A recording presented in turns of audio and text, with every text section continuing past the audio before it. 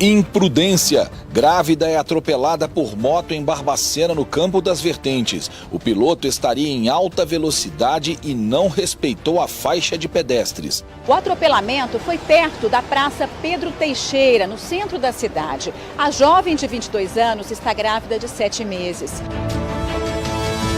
Batismo simbólico. Aeroporto de Goianá, na Zona da Mata, recebe primeiro avião de grande porte. Muito importante para nós aqui facilitar o transporte para a região, eu acho excelente, é muito bom.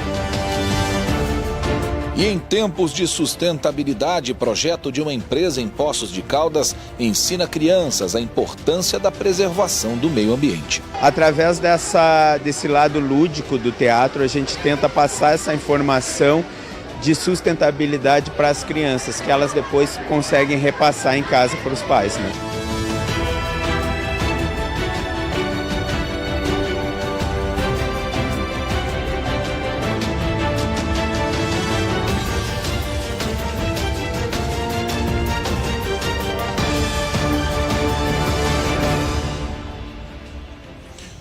Olá, boa noite para você. O Mais Notícias desta sexta-feira começa mostrando que uma mulher grávida ficou ferida ao ser atropelada por uma moto. Isso aconteceu em Barbacena, no Campo das Vertentes. Segundo a Polícia Militar, o motociclista estava em alta velocidade e não respeitou a faixa de pedestres. O atropelamento foi perto da Praça Pedro Teixeira, no centro da cidade. A jovem de 22 anos está grávida de 7 meses. Uma câmera de segurança registrou o momento do acidente. A moça grávida atravessava a rua na faixa de pedestres, entre 2 carros que estavam parados esperando o trânsito fluir. Ela falava ao celular distraída e não olhou para os lados. Ao passar do veículo e chegar na metade do caminho, foi atingida pelo motociclista que seguia apressado pela pista da direita. A vítima caiu alguns metros à frente da faixa de pedestres. O celular caiu mais adiante. O motociclista perdeu o equilíbrio depois de atingir a grávida e caiu na calçada. Ele voltou para ver o que tinha acontecido com a jovem. Quem passava por perto correu para prestar socorro. Os bombeiros foram chamados, imobilizaram a jovem numa maca e levaram para o hospital regional. Os médicos avaliaram que a mãe estava bem, apesar de reclamar de dores pelo corpo. Ela foi atendida e liberada para ir ao setor neonatal da Santa Casa de Misericórdia, onde os exames não revelaram nenhum problema com o bebê. A jovem ficou em observação. O motociclista teve escoriações e também foi levado para o hospital. Michele Pacheco para o Mais Notícias. Depois dos motoristas, os pedestres são os mais atingidos pelos acidentes de trânsito. Pressa e falta de passarelas estão entre as causas do problema.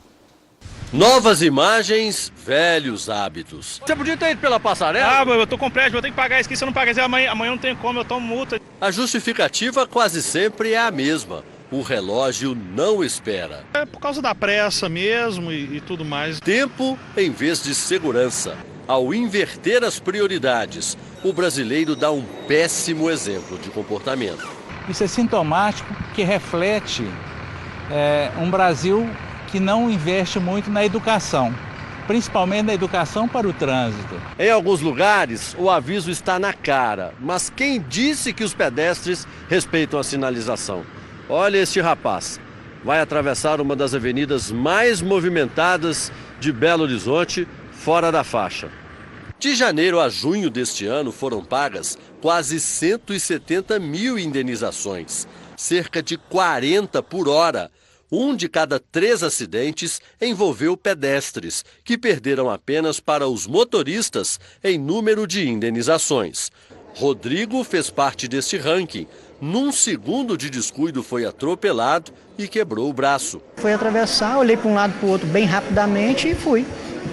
Não prestei mais atenção se estava vindo carro ou não. Serão 3 meses de licença médica. Ah, se ele pudesse voltar no tempo. Poderia ter sido diferente, com certeza. Essas manchas não existiriam. Não existiria, hoje eu estaria trabalhando normalmente. Nesse caso aí, ele ainda disse que olhou para um lado e para o outro, mas o que acontece na maior parte das vezes é um problema que ajudou a provocar o acidente que a gente viu na primeira reportagem, que é as pessoas andarem pela rua falando ao celular. Nós já trouxemos informações, matérias aqui, reportagens sobre esse assunto e sobre a gravidade dos acidentes que são provocados quando as pessoas estão falando ao celular, tanto caminhando pela rua, que elas caminham distraidamente, quanto ao volante. Ao volante, claro, é mais grave, né? E o motorista também, a gente tem o fator da imprudência do motorista. O motociclista que atropelou a grávida no primeiro VT que a gente mostrou no jornal de hoje, estava em alta velocidade. Mas se a gente tivesse um pouquinho mais de atenção e evitasse andar à rua falando ou teclando ao celular, certamente os acidentes seriam menos graves e menos frequentes, especialmente envolvendo pedestres. Agora nós vamos trazer mais um flagrante para você. Uma câmera de segurança registrou o momento exato em que um carro desgovernado sai da garagem, atravessa a rua e invade um supermercado. Esse acidente foi em Alfenas, aqui no sul de Minas.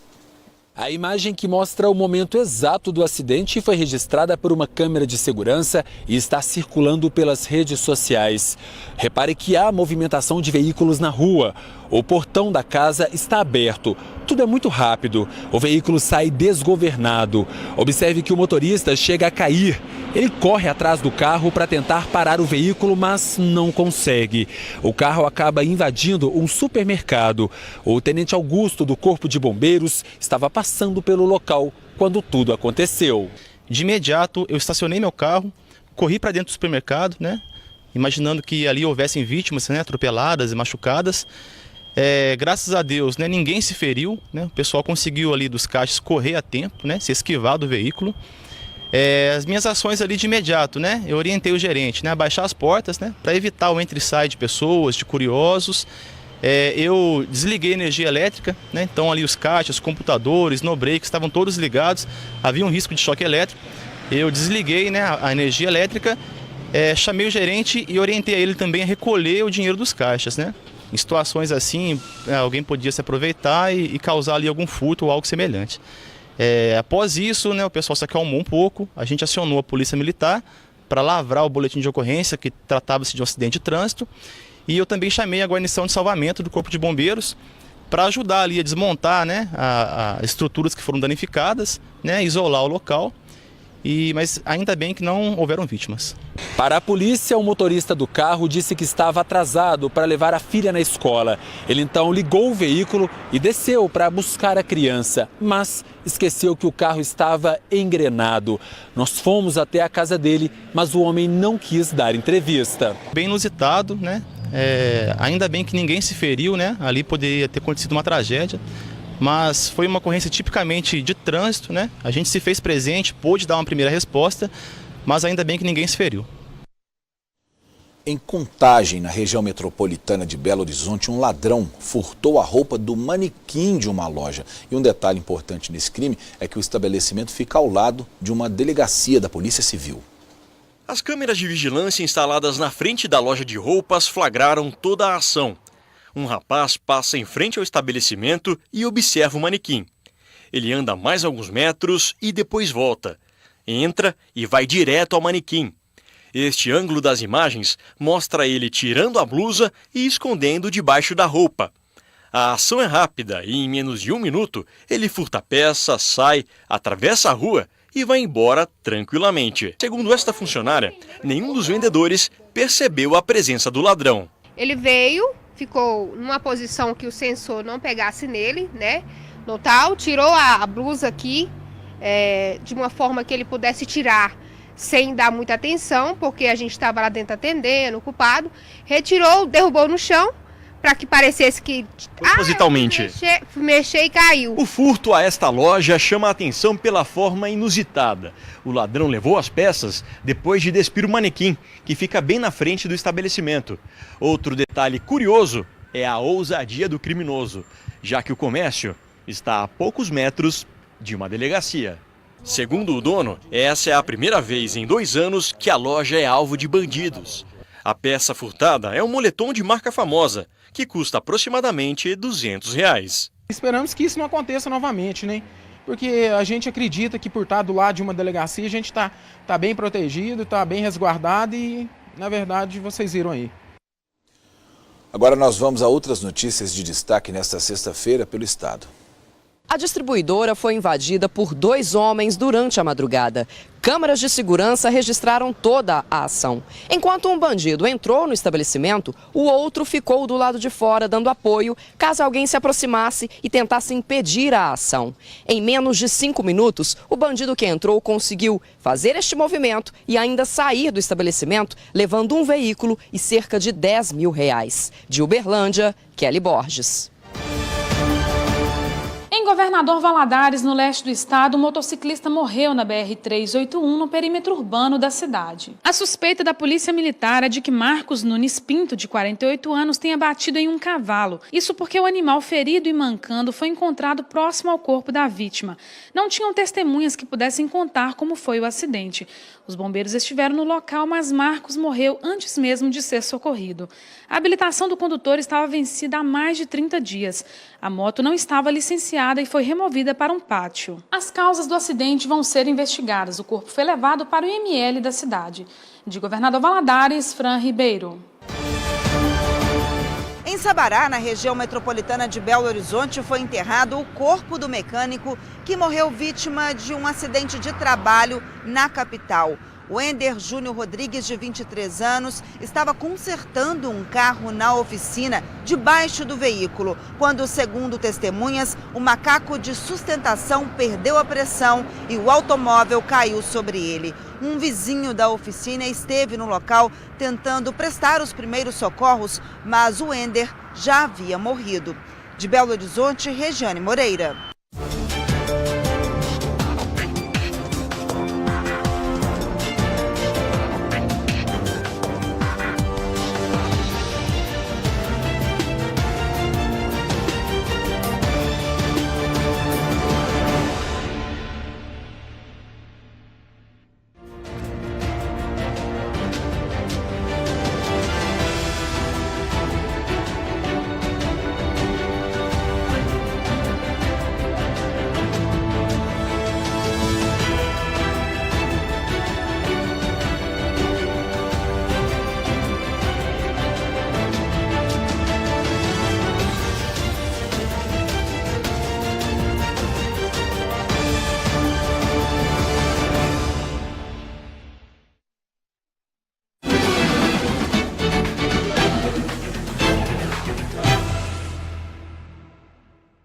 Agora a gente fala de eleição. Hoje, como eu havia alertado ontem, nós não teremos entrevista sobre os candidatos à eleição para a presidência da República, que tem sido feita pela Record TV em São Paulo, essas entrevistas, ao longo dos últimos dias, e também na próxima semana as entrevistas virão normalmente, sempre às 7 horas da noite, dentro do Mais Notícias. Hoje o assunto ainda é eleição, mas nós vamos falar de pesquisa eleitoral. Apenas 6% dos eleitores de Minas Gerais já sabem em quem vão votar para o cargo de governador do estado.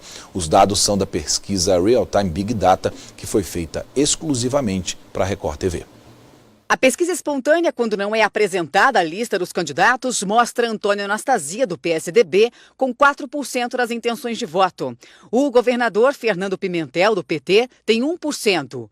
Márcio Lacerda, do PSB, também tem 1%. Brancos e nulos somam 21% e os indecisos, 73%. O Real Time Big Data traçou 2 cenários na pesquisa estimulada. No primeiro, Antônio Anastasia lidera com 22%. Fernando Pimentel está em segundo com 14%. E Márcio Lacerda aparece em terceiro com 10%.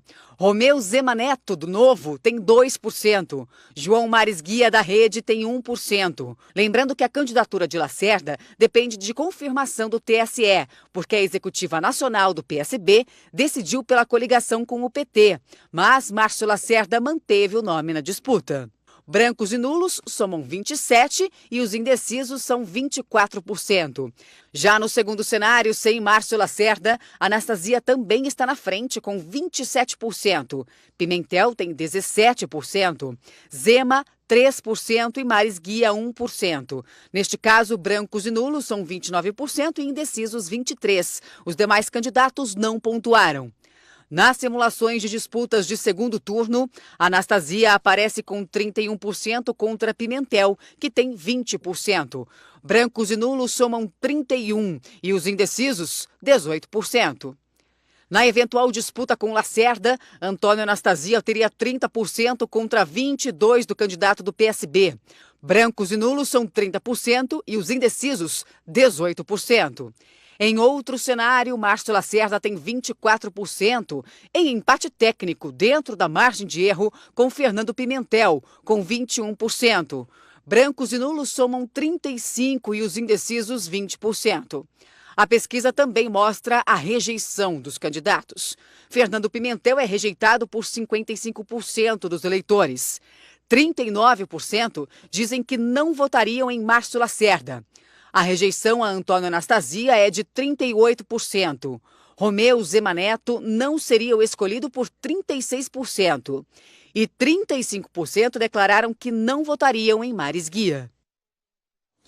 Os candidatos vão ter que se virar para conseguir fazer duas coisas, especialmente nessa campanha que começou essa semana, mas ainda está meio morna, especialmente no estado de Minas Gerais. Eles vão precisar brigar para mudar a imagem que eles têm perante a população, porque nós vimos aí os números altíssimos de rejeição que os candidatos têm, incluindo o atual governador que está no poder, fazendo um governo razoável, e por causa disso, obviamente essa é a minha avaliação pessoal, um governo razoável, e por causa disso deveria ter uma aprovação maior do que a que tem.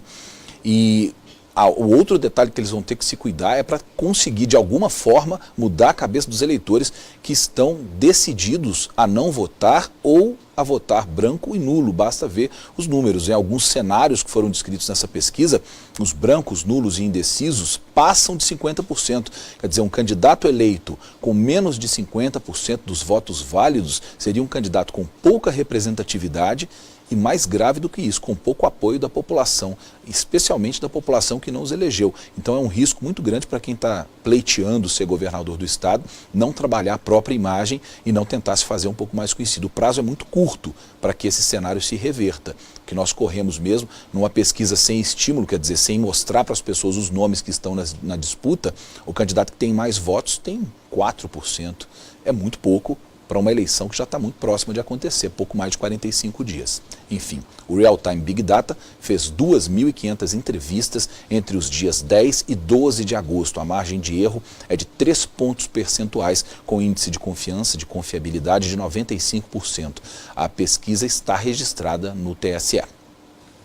A propaganda eleitoral deste ano tem uma novidade. Ela pode ser feita pelas redes sociais, mas as regras são rígidas a quem descumprir a lei e pode ser punido, quem descumprir a lei, com multa e até com prisão. Oficialmente, a corrida eleitoral começou nesta quinta-feira. Para as eleições deste ano, mudanças no jeito de fazer a propaganda eleitoral. Partidos e candidatos deverão ficar atentos. Com a redução de recursos e de tempo de campanha, a internet ganhou muita importância. A grande novidade para as próximas eleições vai girar em torno das redes sociais. Os candidatos vão poder pagar para conseguir mais visualizações em seus perfis. Dessa forma, a propaganda eleitoral será mais direcionada para um público separado por idade, sexo ou até mesmo região. Mas é preciso atenção, pois a postagem tem que ser paga pelo candidato ou pelo partido.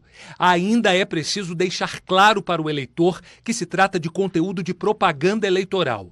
Além disso, deve ser oferecida ao eleitor a possibilidade de retirar o nome da lista de transmissão para não receber mais o material. Mandar mensagem para o celular do eleitor por aplicativos pode, mas está proibido enviar propaganda via telemarketing. Se ele desrespeitar a norma, ele pode vir a responder junto à Justiça Eleitoral. Nós temos aí punições que vão de prestação de serviço à comunidade, multas que variam de 5 mil a 50 mil, até mais de 50 mil, e dependendo da conduta, pode chegar ao extremo de uma cassação do mandato na hipótese desse candidato, dessa candidata vir a ser eleito. O Brasil poderia ser outro país se não fosse a fortuna que o país perde com a corrupção. São bilhões de reais que são desperdiçados. O assunto é uma das principais preocupações da população nessas eleições que se aproximam. Números da Polícia Federal revelam que só no ano passado foram desviados mais de 29 bilhões de reais. Um assunto que não sai da cabeça dos brasileiros nos últimos tempos: a corrupção.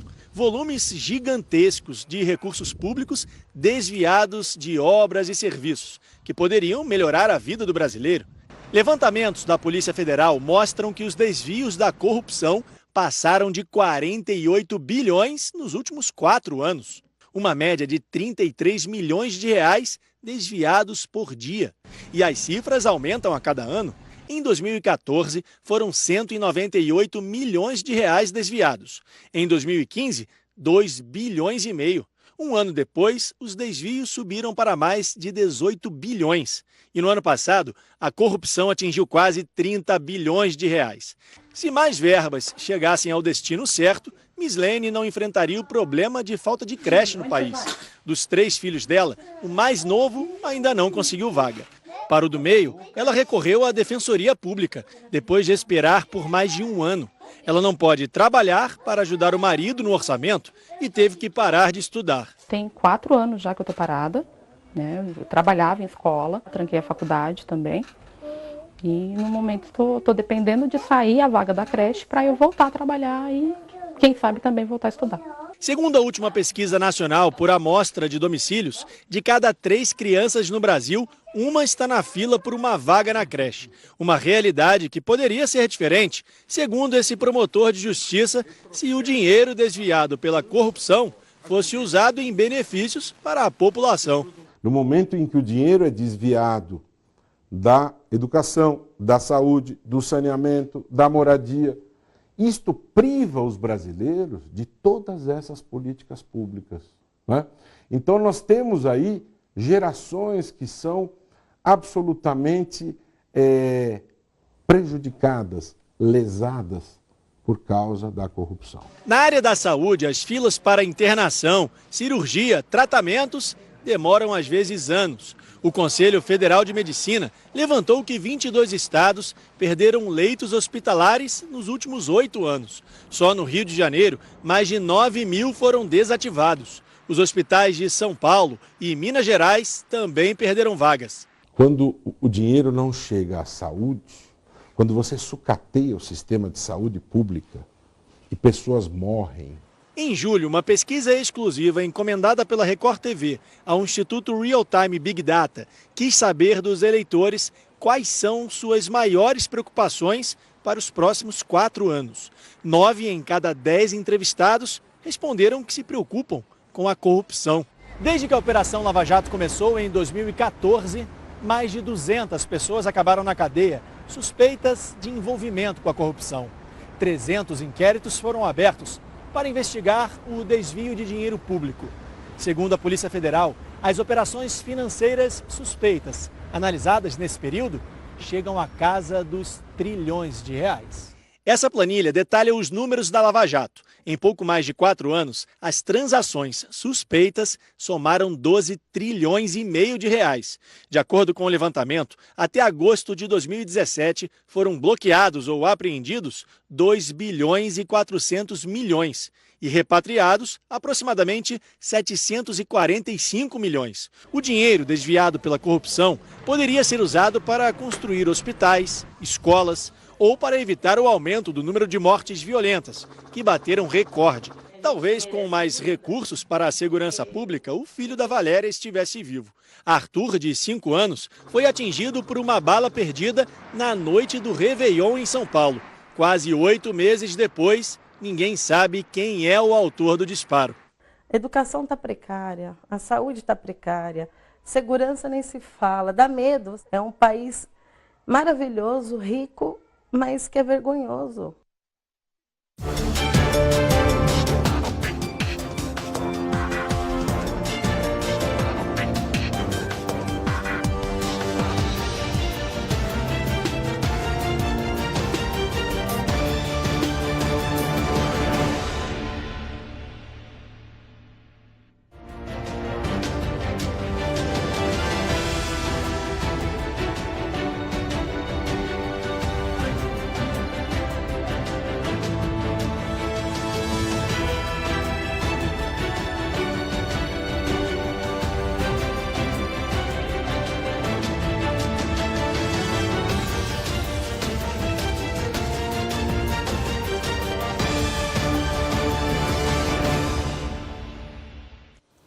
O número de assaltos a ciclistas tem aumentado em todo o país e com isso aumentou também a procura pelos seguros das bikes, que hoje em dia cobrem até mais do que os furtos e roubos. Há 10 anos, quando o Thiago virou ciclista profissional, ele nem imaginava que um dia teria que fazer seguro para a bicicleta. Na minha época que eu comecei, tinha assalto que a pessoa entrava dentro da sua casa para roubar as coisas lá, vinha a bicicleta, vou levar essa bicicleta, mas o cara levava na oportunidade.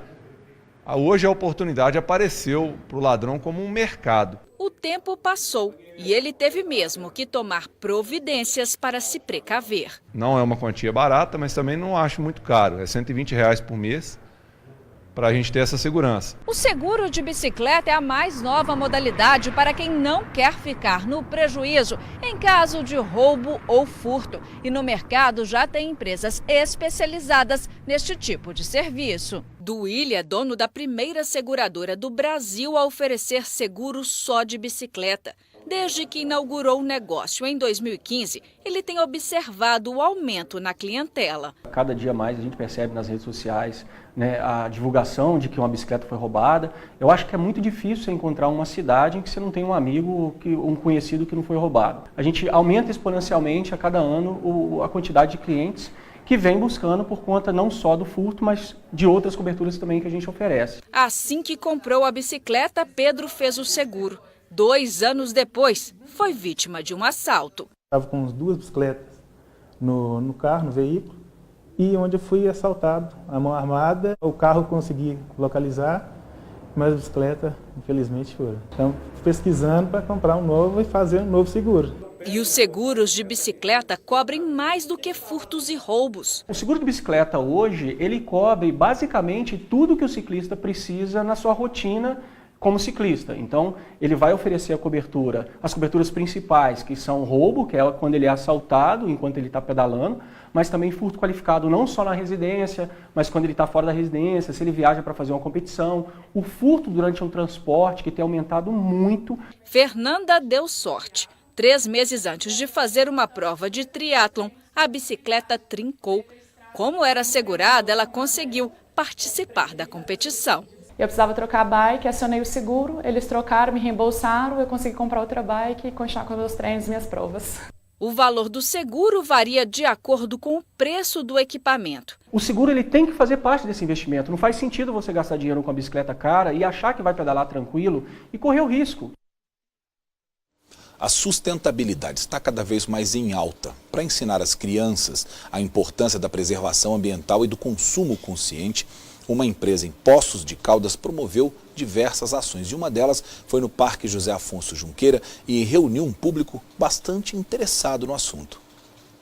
As crianças chegaram animadas. A estrutura itinerante foi montada no Parque José Afonso Junqueira. Bem legal aqui, eu vou gostar de ver. O que você imagina que vai acontecer ali? Um teatro bem legal. Aqui vai acontecer umas coisas bem legais, mas eu não tenho a minha imaginação do que vai ser, né? Mas foi só os atores entrarem no palco que as crianças logo se acomodaram e ficaram assim, com os olhinhos atentos. Vamos nos apresentar. No palco, Diraci e Biratu. 2 super-heróis totalmente atrapalhados em busca de ajudantes para formar a Liga da Sustentabilidade. Durante o espetáculo, as crianças participaram de uma gincana, onde responderam várias questões para testar o conhecimento de sustentabilidade dos pequenos. E isso não foi tarefa difícil, não. As crianças do 3º ao 7º ano das escolas públicas de Poços de Caldas mostraram que realmente sabem como cuidar do nosso planeta. Não pode deixar a torneira aberta, não pode jogar o lixo no chão quando escova o dente, tem que limpar a casa. Jogar o lixo no lixo, não jogar, desligar a torneira depois de escovar os dentes. Não pode jogar lixo na rua, não pode jogar lixo ali. Não pode deixar a torneira aberta. Além dos dois irmãos que passaram pela escola de super-heróis e inexplicavelmente foram aprovados, as crianças também vão acompanhar um espetáculo com esses dois palhaços, Félix e Magrelo. Eles que vão contar uma história cheia de magia e sustentabilidade, é isso? É, exatamente. A gente vai tentar passar um pouco desse assunto que é muito importante, que é a sustentabilidade, de uma maneira mais sutil e engraçada, né? Os palhaços animaram as crianças com brincadeiras e muitas acrobacias. No espetáculo, os alunos também puderam interagir, respondendo várias perguntas de como economizar água, consumo consciente e cuidados com o descarte do lixo, por exemplo. As peças, que foram estreladas por atores do Rio Grande do Sul, foram criadas especialmente para o projeto Conexão Sustentabilidade. Através desse lado lúdico do teatro, a gente tenta passar essa informação de sustentabilidade para as crianças, que elas depois conseguem repassar em casa para os pais, né? A iniciativa é de uma empresa privada. Essa é a 4ª edição do projeto realizado pela mineradora. A gente atendeu todas as idades, então a gente está desde crianças de creche até o ensino médio. A gente teve turmas também de idosos que vieram de asilos daqui de Poços e eles se divertiram. Então, para qualquer idade, o tema é bem adequado e bem bacana para o pessoal rir bastante, além de aprender. Para essa professora, a ideia ajuda a conscientizar ainda mais os alunos, que puderam relembrar tudo o que aprenderam em sala de aula sobre sustentabilidade. Eu acho que eles já trazem muito, né, esse conhecimento prévio, né? E eu acho que assim, o teatro ele reforça mais ainda, né, essa questão do cuidado, né? Então eu acho que para eles assim é muito válido e é muito assim gratificante para nós professores também prestigiar esse tipo de trabalho. Maria Eduarda, que foi a intérprete do amiguinho de classe durante toda a apresentação, também nos ajudou na entrevista. Victor, que é deficiente auditivo, conta que se divertiu e aprendeu muito com as apresentações. Eu achei bem legal, bem engraçado.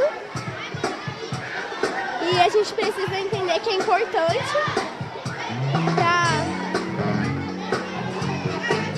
para ajudar o meio ambiente. Assim como ele, as outras crianças também aprovaram o projeto. Eu gostei muito, achei que foi uma coisa inesquecível, eu nunca tinha visto uma coisa tão legal como eu vi hoje. Não pode estragar o ambiente. Você achou divertido? Você riu bastante? A Conexão Sustentabilidade, que já passou por vários estados, como Maranhão, Pernambuco e Pará, segue agora para São Paulo e encerra a turnê em Santa Catarina. Vamos cuidar.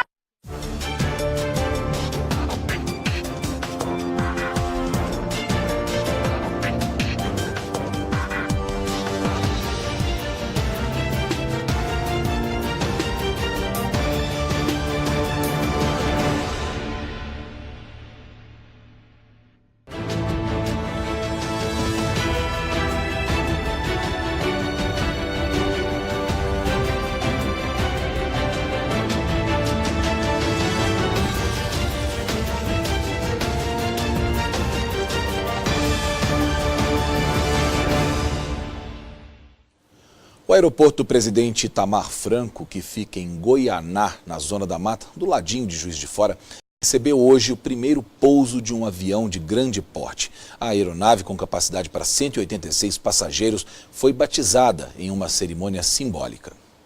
12h40 em ponto. O primeiro avião de grande porte a pousar na pista do aeroporto Presidente Itamar Franco, na Zona da Mata, chegou sem atrasos. Enquanto taxiava na pista, a aeronave foi batizada de forma simbólica, com jatos de água. 2 caminhões-tanque foram usados para manter um hábito tradicional na aviação. Antes, a capacidade de passageiros da linha para o aeroporto de Congonhas, em São Paulo, era de 138 pessoas. Com o Boeing 737-800, o número de assentos sobe para 186. A aeronave vai ser usada sempre que houver demanda. O aeroporto Presidente Itamar Franco tem a segunda maior pista de Minas Gerais, com 2.525 metros de extensão. Em maio deste ano, ele conseguiu uma certificação operacional junto à ANAC, Agência Nacional de Aviação Civil, para receber voos de grande porte. O certificado permite que o aeroporto opere com aeronaves até o porte de um Airbus A300B4, com capacidade para 270 passageiros e peso máximo para a decolagem de 157 toneladas. Antes, só podiam ser feitas 12 operações por semana. Agora, não há limite para o número de voos. O aeroporto completa 7 anos de funcionamento na próxima quarta-feira. Ele foi idealizado pelo ex-presidente Itamar Franco em 1999. As obras foram concluídas em 2005, mas o primeiro voo comercial só foi feito no dia 22 de agosto de 2011. Hoje são oferecidos 4 horários de voos para São Paulo e Campinas. As empresas que operam no aeroporto da Zona da Mata são Gol Linhas Aéreas e Azul Linhas Aéreas. O aeroporto recebe por dia uma média de 500 passageiros.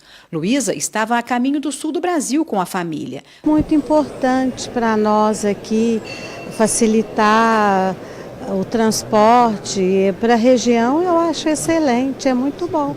A viagem de Bruna também foi a passeio. Tem estrutura, atende às nossas necessidades, muito bom. O aeroporto é usado também por quem vem à Zona da Mata a trabalho. Acredito que se tiver mais disponibilidade de horários, seria importante. E a capacidade de passageiros aumentando já ajuda? Parece que aumentou dessa vez, né? Parece que o de hoje já é um pouco maior, referente a junho. E eu acho que ajuda também, porque estão sempre lotados. Segundo a administração do aeroporto, a liberação para pousos de aviões de carga e de passageiros de grande porte aumenta a possibilidade de novos negócios na Zona da Mata. Em relação a passageiros, a gente tem notado um aumento na demanda, né? E isso tem impactado positivamente aqui para a concessionária, tanto para a concessionária quanto aqui para a região, ou seja, os passageiros têm maior opção de oferta de voo, né? Em relação à carga, possibilitando a chegada de aeronaves de maior porte aqui, isso vai fomentar a logística de carga na região, impulsionando a economia, né?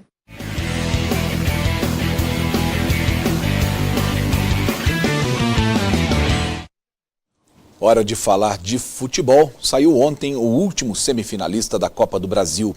Jogando no Pacaembu, o Palmeiras custou, mas venceu o Bahia.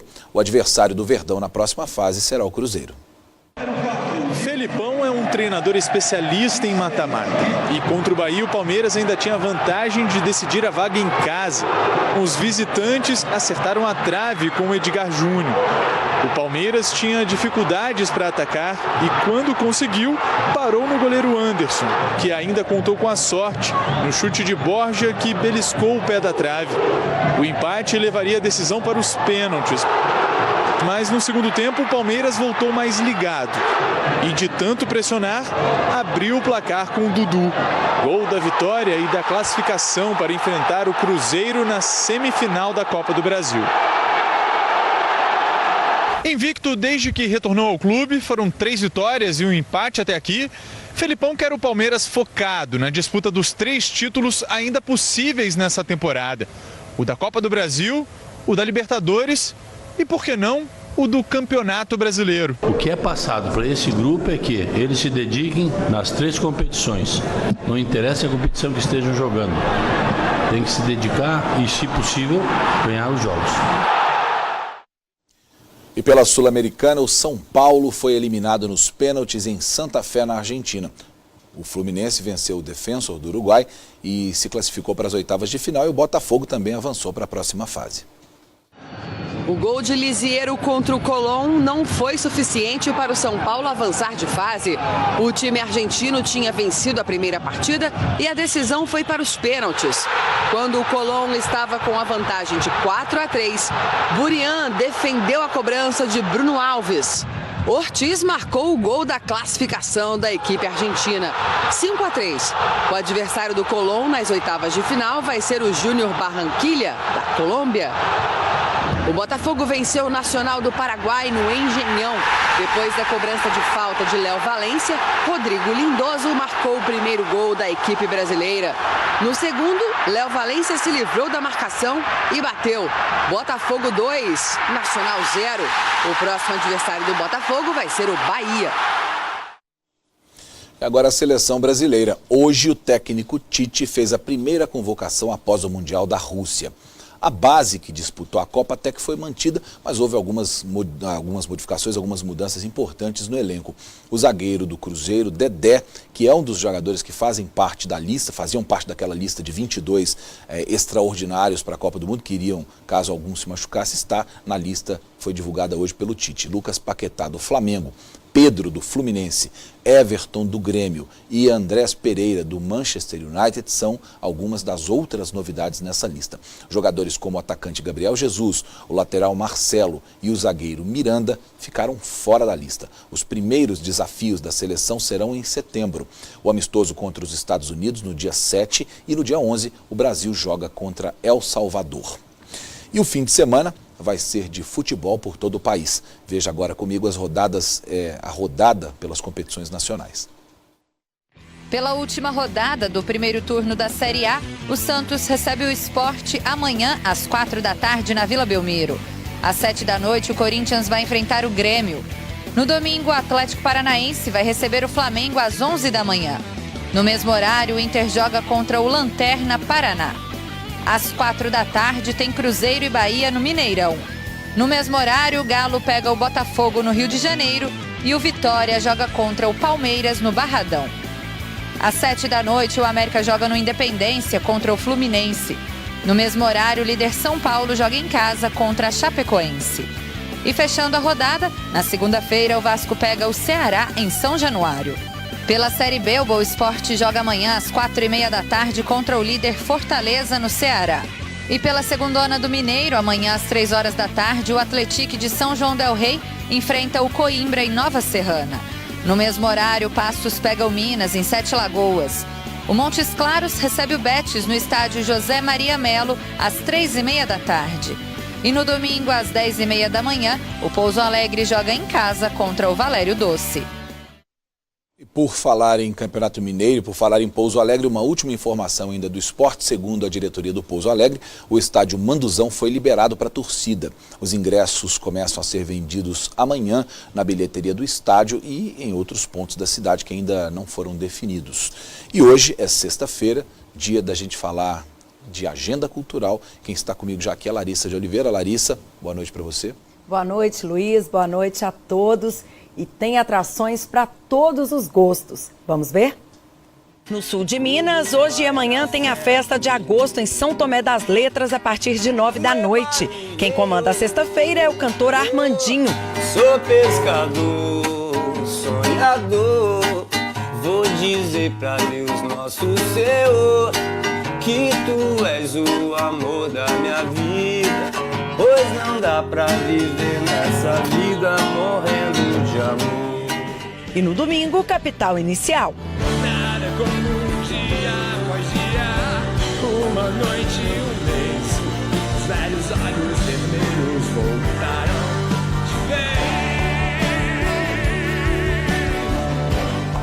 E até amanhã, Varginha está toda envolvida na virada cultural. São dezenas de atrações ao longo da linha férrea. Coqueiral recebe o Festival Nacional da Canção pela primeira vez e será a sede de uma etapa classificatória.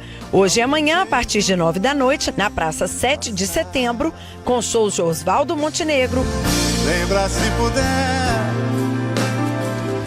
se não der esqueça, de algum jeito vai passar. E o encontro de Adriano Cami e Wilson Sideral. Na moral, só na moral, na moral.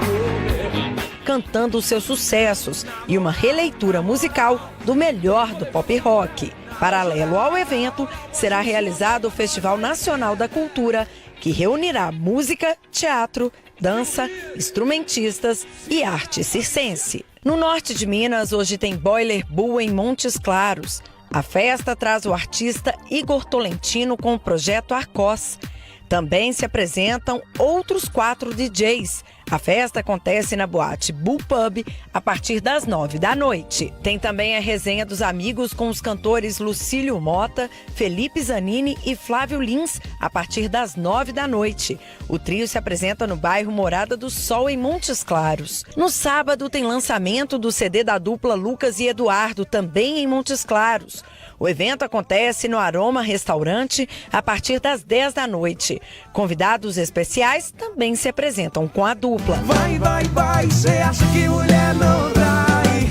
Cê acha que é malandra demais? Cuidado com o outro rapaz, mulher nunca fica pra trás. Domingo é dia de Quintal do Celeiro com Zaninho, em Montes Claros. A partir das 4 da tarde, o cantor se apresenta ao lado de Frederico e Gabriel, Tonights do Samba e Caras do Samba. Na Zona da Mata, hoje tem a festa pop conhecida nacionalmente, o Chá da Alice.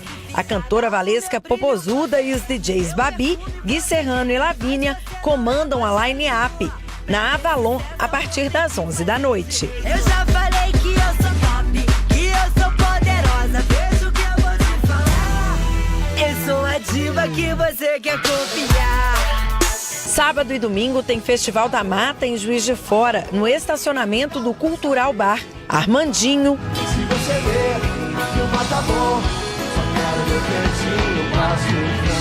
Maneva, O destino não quis a gente junto pra sempre, mas foi um privilégio me encontrar com você. Tudo aconteceu tão rápido e de repente, mas foi suficiente pra eu nunca esquecer. Nação Zumbi, Eu vi a minha boneca mudou. Zumbi deixando um espaço na hora da voação. e os Paralamas do Sucesso comandam os 2 dias de festa. Nada perturba o meu sono pesado, nada levanta aquele corpo jogado, nada atrapalha aquele paradinho na esquina, aquela fila de cinema, nada mais me deixa chocado, nada! Amanhã o Terrazo cedia a 38ª edição do Miss Brasil Gay em Juiz de Fora. Após o sucesso da edição de 2017, o concurso de beleza, que é realizado há 4 décadas na cidade, reúne novamente o glamour, luxo e simpatia do universo transformista. O concurso mobiliza candidatas de todos os estados do país. Em Leopoldina, nos dias 18 e 19 de agosto, acontece o tradicional Sunset Festival no Parque Fresh. O Festival de Música Eletrônica comemora 10 anos de realização e conta com palcos simultâneos.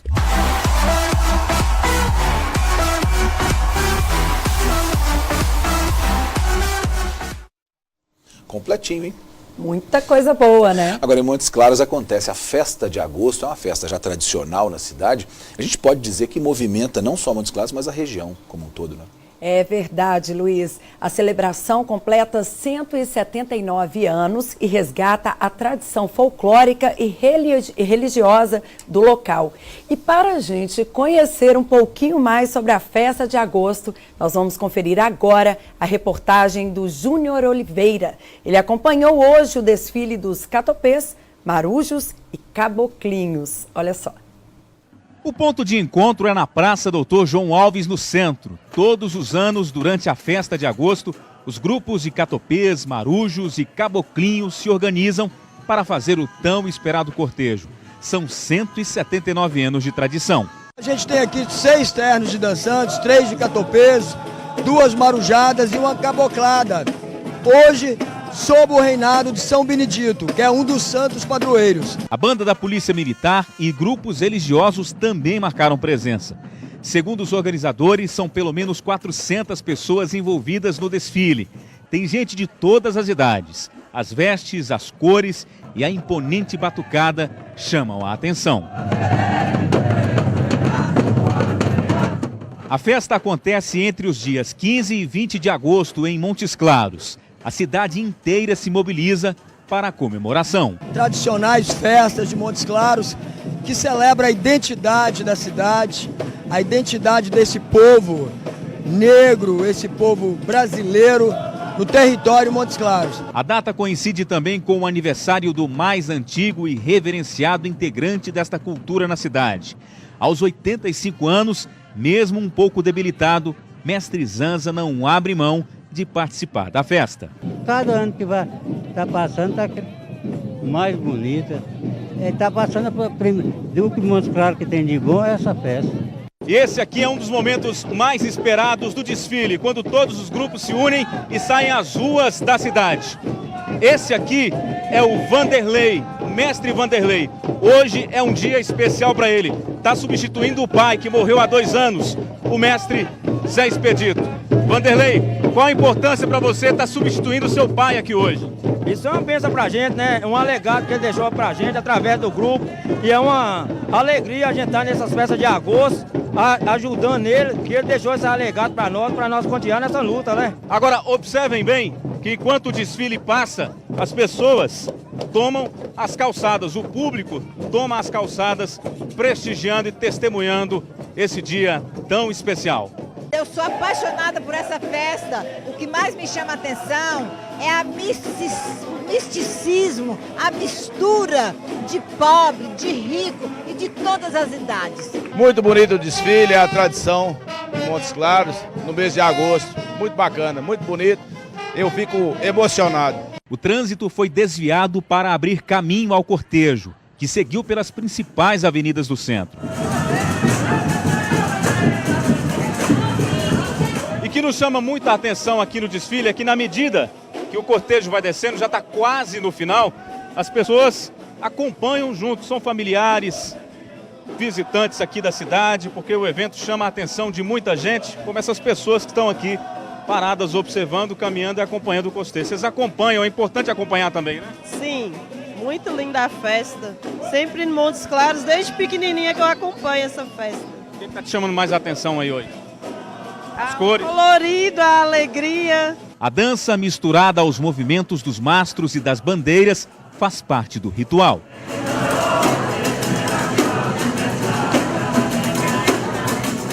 Eu adoro o som, o batuque, é emocionante. Isso. É um momento esperado para o Montes Clarense? Sim, tradição há anos, nossa família sempre acompanhou. Minha tia veio de Cuiabá para ver. É muito lindo, emocionante. Depois de pouco mais de 1,5 km, o desfile chega ao final para uma cerimônia na Igreja do Rosário. É emocionante, muito bom. Acho muito legal essas bandeiras, a dança, a música, os festivais. Dá até vontade de participar também, não dá? Muita vontade. Muito bem. Larissa, boa noite para você. Até semana que vem, né? Até semana que vem. Boa noite também, Luiz. E uma ótima sexta-feira para todos. Para você que está em casa, boa noite, bom fim de semana. A gente volta segunda-feira.